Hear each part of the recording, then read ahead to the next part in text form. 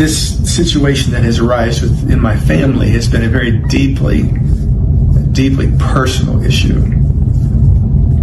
And my intent was never, or is not, to ever cover up anything, anytime. But at the same time, not to betray the trust of one child over another. And I think you can understand that if you're a parent. But I just want to say to my staff that, I love you, and I know that you'll reap the reward of your labor. God is faithful. But it's a new year, new chapter. I believe for God to bring restoration to our family and to our church and to our congregation. And it's a late day here. It's like 3 a.m. We've been working hard all day just to get things done. But a deleted video featuring Pastor Gary Keesee has surfaced, and it's shaking the foundations of the case against his son, Tom Keesee. This late-night confession, quickly scrubbed from the internet, shows Gary apologizing to his daughter, Kirsten, who we now know is one of the alleged victims in the criminal charges against Tom. This is the same daughter whose story the Keesee family has been publicly denying. In the video, Gary seems to acknowledge his failure to protect his daughter, yet publicly defends his son by claiming the allegations are false. This revelation changes everything. Gary's emotional apology to Kirsten contrasts sharply with the family's stance, which has dismissed the allegations as unfounded. The timing of this video is crucial. It was recorded after Gary became aware of the allegations, but before the family's public stance hardened into full denial. This suggests a shift in perspective for Gary, where he initially appeared remorseful, but then joined in the defense of his son. Gary's framing of the situation is troubling. He compares the situation to being caught between two children, as if acknowledging the abuse would be a betrayal of Tom. This mindset reflects a fundamental misunderstanding of the dynamics in sexual abuse cases. Parents have a responsibility to protect their children, even if the harm comes from within the family. Gary's statements prioritize family loyalty over the safety of victims, showing a failure to understand the seriousness of the situation. This video raises serious ethical questions. How can a father admit his failure privately, yet continue publicly defending his son? This contradiction calls into question Gary's integrity as a spiritual leader. His apology to Kirsten is a private admission of guilt, but his public defense of Tom undermines the gravity of the situation. Furthermore, the deletion of the video suggests an attempt to control the narrative, suppressing evidence that could contradict their public statements. Faith Life Church is at a crossroads. As spiritual leaders, the Keesees are expected to model accountability and truth, yet they continue to defend Tom and publicly minimize the allegations. This video has exposed a critical flaw in their leadership and raises concerns about the trustworthiness of the church's leadership. If Gary Keesee cannot protect his own daughter, how can the congregation trust him to lead them? This situation exemplifies the damaging impact of prioritizing institutional preservation over justice for victims. The Keesees' continued public denial of the allegations, despite private acknowledgement of the truth, reflects a failure of leadership that undermines the church's moral foundation. This case now presents a pivotal moment for Faith Life Church, and the decisions made by its leadership will determine its future credibility and integrity. As the case continues to unfold, it is essential to ask, how long can the Keesees continue to ignore the truth? How long can Faith Life Church allow this culture of denial to persist before it loses the trust of its congregation and the wider community? These questions remain unanswered, and as more information comes to light, the consequences of these actions will become increasingly clear. I just want to take a moment and talk to my 5 children, my congregation, the church here at Faith Life. I am a dad of 5 children, just like many of you are as well. I owe it to my children to never help one at the expense of the other. I think as parents we'd agree. It has been a hard place recently with things going on with children. You know, when any of my children came to me with a failure, I wanted to always bring restoration and direct them to God's forgiveness and ultimately to make sure they step into the love of God where healing can take place. And even though everyone makes a mistake in life, I've never been presented from any of my children any criminal behavior.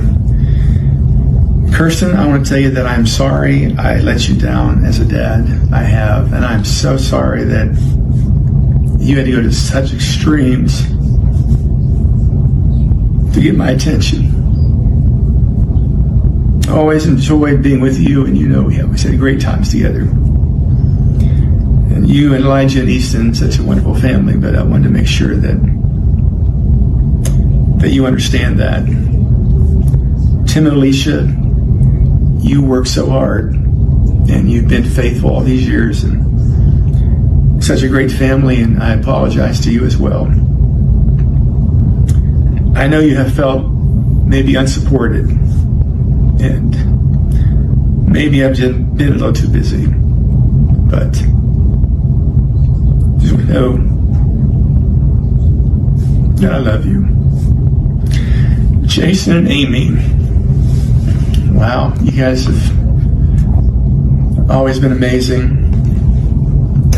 You've been diligent all these years. And you know, all of us, our kids, all of us, have gone through multiple tough times in the ministry.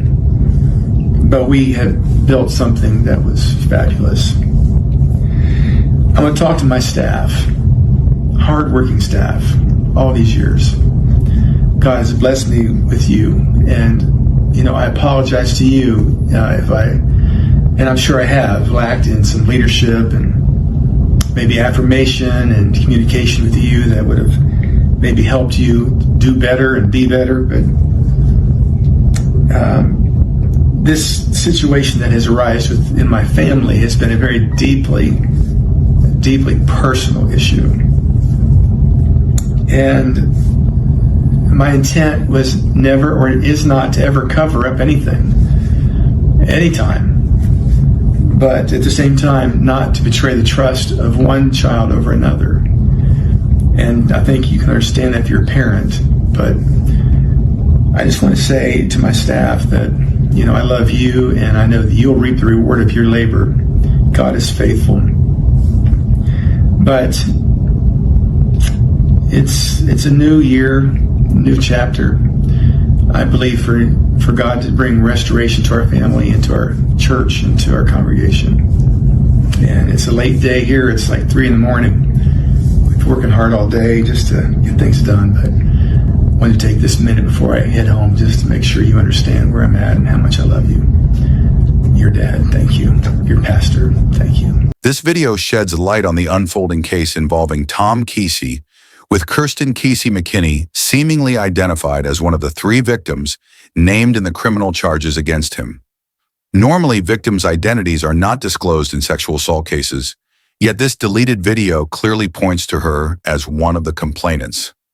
The video provides a key insight into her struggle to have her story heard, evidenced by her comment about going to extremes to get my attention. This statement implies that Kirsten had been attempting to raise her concerns for quite some time before authorities took action. The timing of this video is particularly critical. It appears to have been filmed after Gary Keesee, Tom's father, was made aware of the allegations, but before the family publicly took a firm stance of denial. This is significant because it juxtaposes the family's subsequent dismissal of the claims with Gary's earlier apologetic tone. In recent public statements, Gary and Drenda Keesee have downplayed the accusations against their son, dismissing them as a smear campaign. However, this deleted video contradicts that narrative by suggesting that Gary Keesee was, at least privately, acknowledging the seriousness of the allegations. This presents a major discrepancy between the family's public and private responses. This deleted video may have profound legal implications for the ongoing criminal case. It could potentially be admitted as evidence in court proceedings, given that it seemingly acknowledges the allegations against Tom. Furthermore, it may be interpreted as an implicit admission from Gary Keesee that he failed in his responsibility to protect his daughter. His earlier statement in the video could be seen as an admission of guilt, even if he was not explicitly aware of the abuse at that moment. If this video is admitted into court, it may severely undermine the defense strategy Tom's legal team has adopted, Tom Keesee has pleaded not guilty to all 27 criminal charges, and his lawyer has indicated they will challenge the evidence directly. However, this video suggests that even Gary Keesee, a key family figure, believes something inappropriate occurred, which could influence the outcome of the case. Additionally, the video raises questions about the Keesee's failure to report suspected abuse. Many states, including the one where this case is taking place, impose legal obligations on parents to report any suspicion of child abuse, even when the accused is a family member. The video implies that Gary Keesee may have been aware of the allegations, but chose to address them privately instead of involving law enforcement. This decision could have serious legal consequences, depending on when Gary first became aware of the allegations and what actions he took afterward. This situation also presents an extraordinary crisis of leadership for Faith Life Church, where Gary and Drenda Keesee serve as leaders. Despite the scandal surrounding their son, they have continued to maintain their leadership roles within the church and in their television ministry. The video, however, raises serious questions about their ability to lead effectively, particularly in spiritual matters. If Gary Keesee failed to handle allegations of abuse within his own family, how can members of his congregation trust him to lead them in pastoral matters? Former members of Faith Life Church have expressed dismay at the Keesees' continued leadership, with some criticizing them for prioritizing the institution over protecting the victims of abuse. One former member pointed out, preserving the institution over protecting the victims of abuse, particularly one's own daughter, is hard to stomach. The show must go on mentality might work in the entertainment industry, but not in the body of Christ. This perspective highlights a broader pattern often seen in religious institutions, where the reputation of the institution is placed ahead of the victim's welfare. In many cases, religious leaders prioritize protecting the institution's reputation over advocating for victims of abuse. This tendency not only exacerbates the trauma for the victims, but also erodes the moral authority of the institution itself. The deleted video further complicates this dynamic, as it shows Gary Keesee acknowledging his failures in leadership. However, his public statements have been marked by denial and victim blaming, which are not conducive to genuine healing or restoration. True restoration, as Gary claims to seek in the video, cannot occur if it begins with denial and the questioning of victims' credibility. For real healing to take place, there must be truth, accountability, and justice. These are the very elements that have been missing from the Keesees' public response. This situation raises critical, unanswered questions. When did Gary Keesee first become aware of the allegations against his son, and what actions did he take afterward? Why did the Keesees shift from an apologetic tone to publicly discrediting their daughter? How can Faith Life Church congregants reconcile their pastor's public statements with the content of this deleted video? What responsibility do church elders and board members have in addressing this leadership failure? And perhaps most troubling of all, how many other leaders within the church knew of these allegations before they became public?